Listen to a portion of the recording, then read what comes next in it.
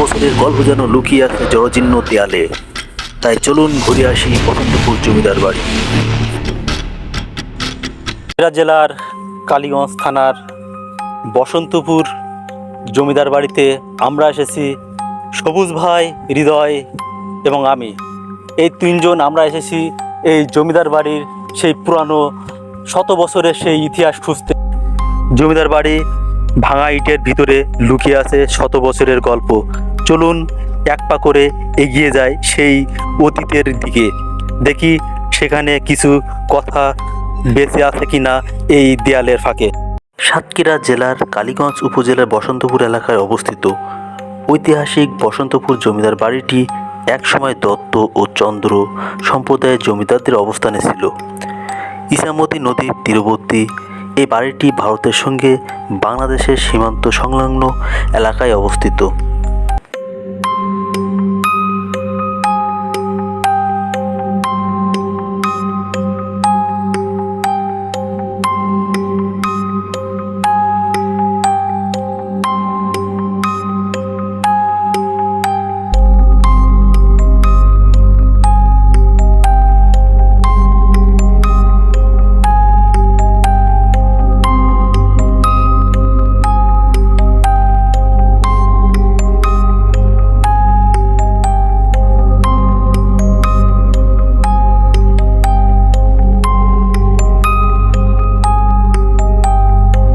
সময়ের স্রোতে সবকিছু হারিয়ে যায়, তবে কিছু স্মৃতি রয়ে যায় মানুষের মনে।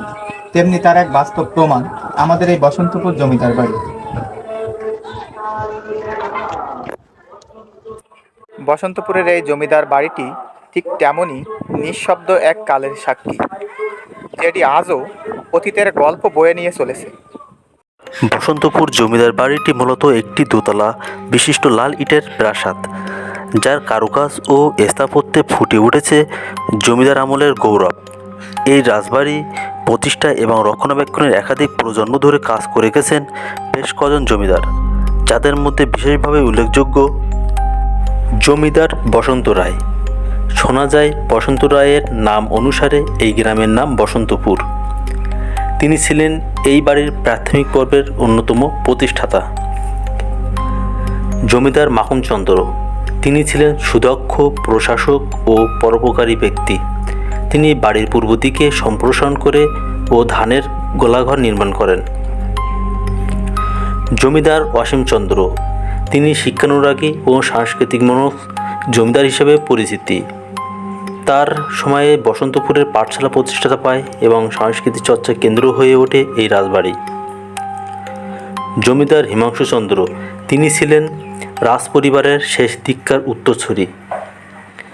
ব্রিটিশ শাসনের পতনে ও জমিদারি প্রথা বিলুপ্তির সময় তিনি অনেক কষ্টে এই বাড়ির অস্তিত্ব ধরে রাখেন। দেশভাগ ও প্রশাসনিক পরিবর্তনের মধ্যে তিনি জমিদারি ইতিহাস ও ঐতিহ্য টিকে রাখার চেষ্টা চালান।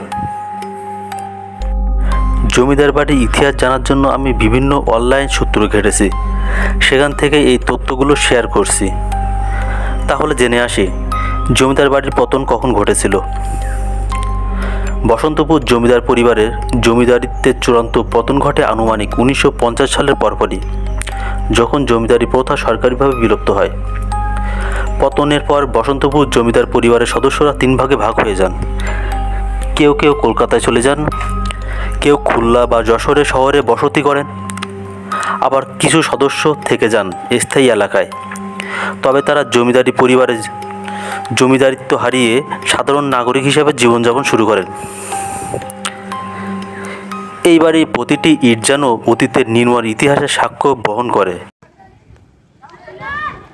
ভাই, তাহলে এটা কি বারান্দা? এটা হচ্ছে বারান্দা। এখানে আর এখানে এই যে স্থাপনাটি ছিল দুইতলা বিশিষ্ট স্থাপনা। আর তার কারুকার্য দেখলে বোঝা যায় যে আসলে কত সুন্দর ছিল। এই যে গাঁথনি দিয়ে কীভাবে তৈরি, এখনো ইটগুলো সেভাবে আছে, 100 বছরেরও বেশি পুরানো। তারপরে কত সুন্দর। কেমন লাগছে আপনার? এই তো বেশ ভালো, আলহামদুলিল্লাহ।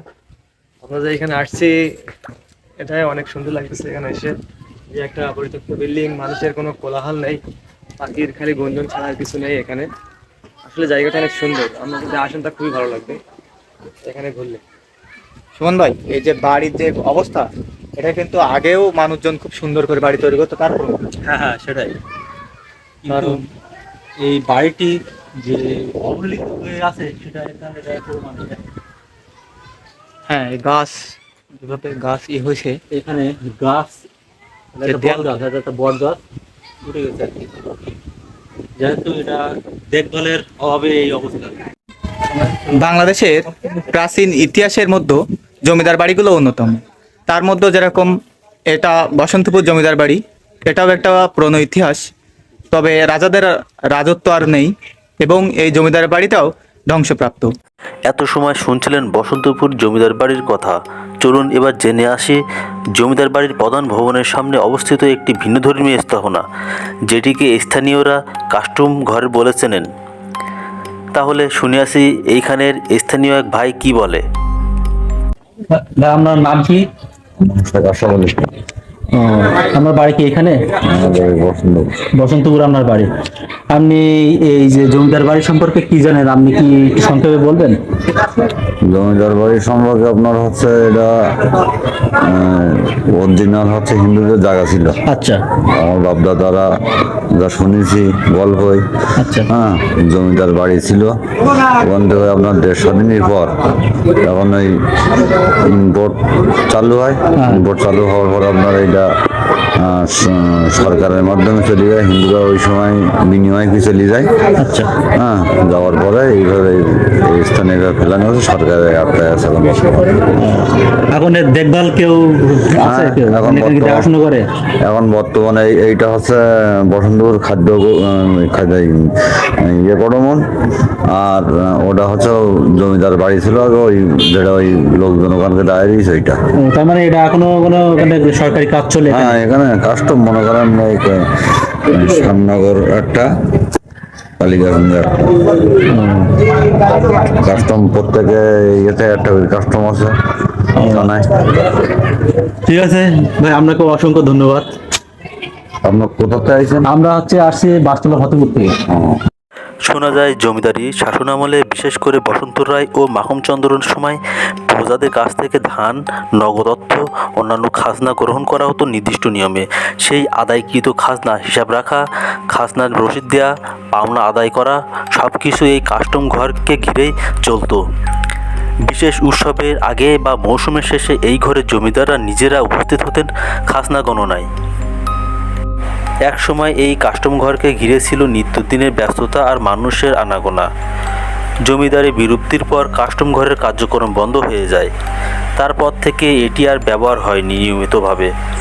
বর্তমানে অনেক জায়গায় এই ঘর পরিত্যক্ত হয়ে আছে, তবুও এটি আজও ইতিহাসের এক স্মারক হয়ে দাঁড়িয়ে আছে।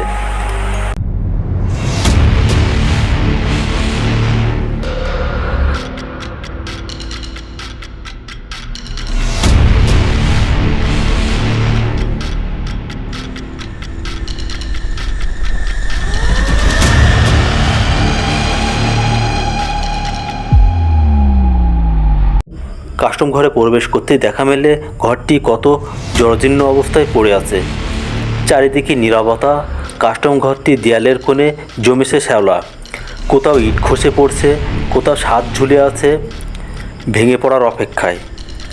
এমন অবস্থা দেখে মনে হয় আর কেউ নেই এখানে দেখভালের। এ যেন ভুলে যাওয়া এক ইতিহাস নিঃশব্দে বিলীন হচ্ছে।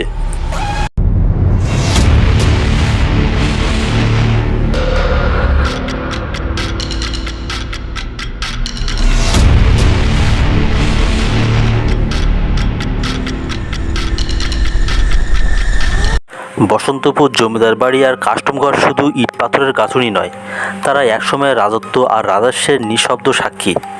এই বাড়িতে ছিল ঐশ্বর্য, আর কাস্টম ঘরে চলতো খাজনা হিসাব নিকাশ। আজ তারা নিস্তব্ধ, তবু দেয়ালে বাজে অতীতের কণ্ঠস্বর। এই ঐতিহ্য রক্ষা আমাদের দায়িত্ব, ইতিহাসকে বাঁচিয়ে রাখার অঙ্গীকার। আজ জমিদার বাড়ি আর কাস্টম ঘরের গল্প এখানেই শেষ করলাম। সবাই ভালো থাকবেন। ভালো লাগলে পাশে থাকুন, লাইক দিন, শেয়ার করুন।